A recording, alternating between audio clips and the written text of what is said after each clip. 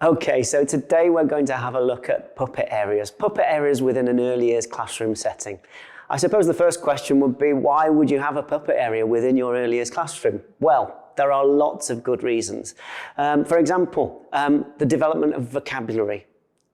Puppets, the use of puppets, the playful use of puppets gives children a kind of an informal way of exploring sounds, exploring making sounds themselves, exploring characters, what characters say, different noises, different voices, and so on. Of course, that also gives you a great opportunity to explore stories that they know, but also stories that they are making up themselves as part of that play too.